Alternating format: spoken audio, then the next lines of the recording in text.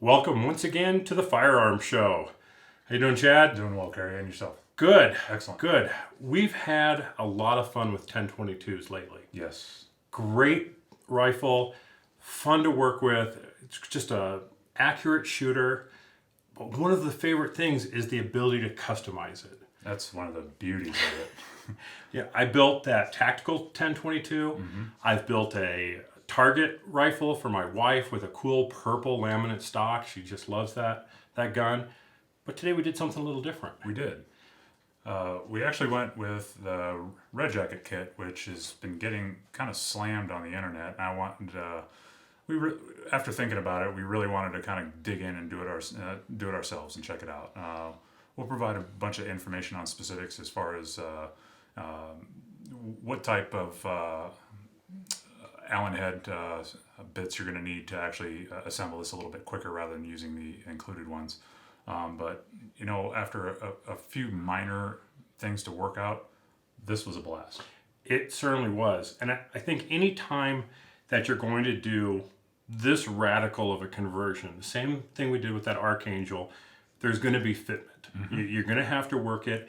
You need to consider that before you jump into this type of project. Agreed. There's going to be filing, there's going to be sanding. You can't just slap these things together. No, not at all. And what were some of the challenges that you had with this one?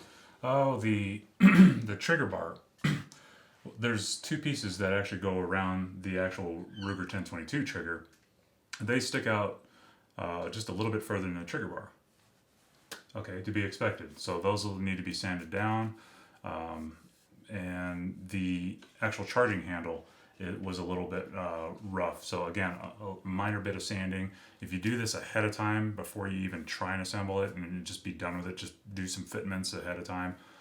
Really, you're going to put it together and it should just work. I mean, I think I took this one apart 2 or 3 times before I finally just went ahead and did it. And I think from reading some of those reviews that we saw, most of them were fairly obvious that the people took the parts out of the box, slammed them together, and things weren't as smooth as they should be. The trigger pull was stiff, the charging handle was rough. I mean, pieces didn't quite fit right. None of those that we saw, people said, well, I took all the time and care and patience in the world and it still didn't work.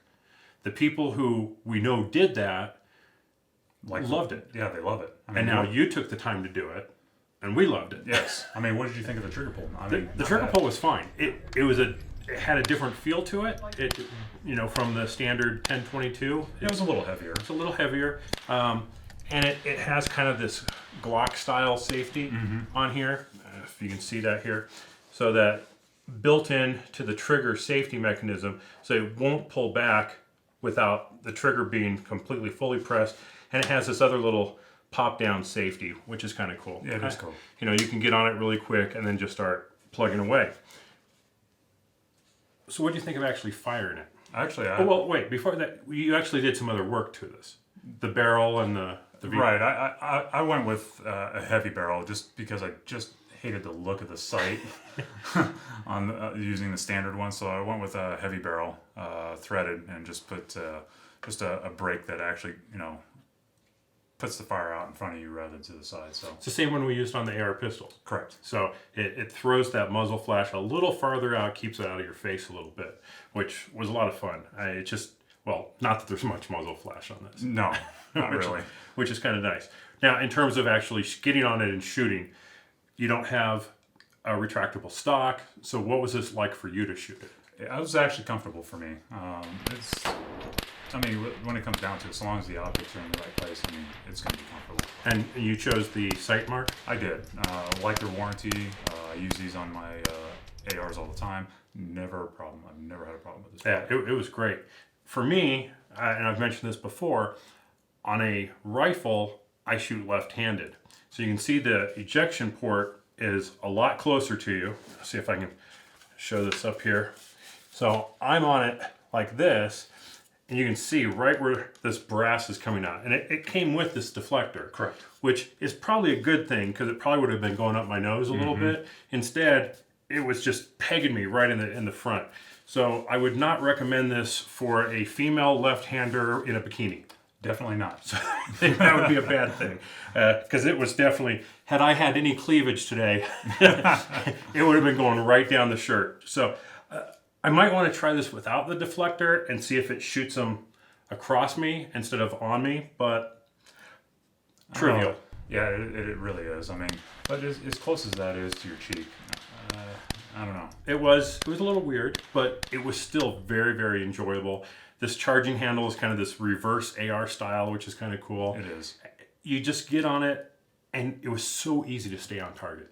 Just all your weight is kind of on the back, so it feels really balanced, especially with this heavy barrel. Yeah, with the heavy barrel, it just evens out the weight. I mean, it's a little bit heavier than you might want or desire, but I'll tell you what, it's the weight is really good. It's comfortable. Now, what was the cost of the conversion? Heavy, there's no kick The at kit all. was $280, if I'm not mistaken, from Sportsman's Guide. They had them in stock, had it in 3 or 4 days. We've talked about doing some of the fitment stuff. How long should somebody set aside for doing this conversion?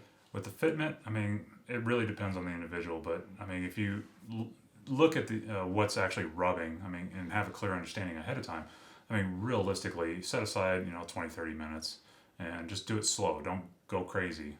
Just a little at a time, make sure everything's evened up, and you should have a blast with this. So the more time you spend on it, the better your results are going to be. I agree.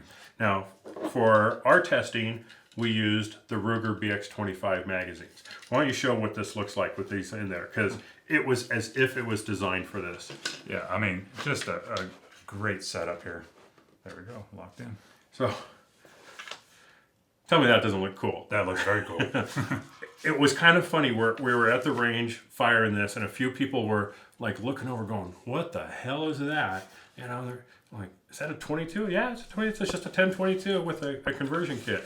So the way they've matched it to that curve there, really cool. And we didn't try it with the 10 round magazines because they would fit completely up inside. Yeah, I mean, it'll still come out. I mean, the nice thing Red Jacket has on their installation video, is they tell you how to fix that problem so it is drop free. Yeah, a little more sanding inside. Just the sanding actually on the magazine itself, which I wasn't wild about. So, and I never plan on using those on there anyway. So. Yeah, I remember I had to do sanding on the mag well on that Archangel kit to get the mags to drop out. Not a big deal, but these, man, that's just kind of a cool look in there. And then the mag release is, instead of the push forward, it's just a push up, and then they kind of pop out a little bit. What you lose on here is the ability to lock the bolt open. That's kind of a drag, especially if you want to clean it. But I plan on just building a block to actually just push the charging handle back to keep the action open to clean it. And if it needs a deep clean, I'll just take it apart because I'm not worried about putting it back together. Yeah, there's that, right? But yeah, that's, with a regular 1022, you have the little bolt lock right next to the trigger, but now, where's the trigger? Back? Yeah, it's right here. It's back here. Yep. So there's just no way to do that. No. So you lose that, not that big of a deal, but definitely fun. If you want something that's really different. It's definitely different. Make sure, the one thing I will stress is make sure you go with an 18.5-inch barrel. That's right. And because you had originally thought about going to a shorter one. Yes, I was going to go with a 16, and then come to find out the overall length was less than the law allows, so be careful. Yeah.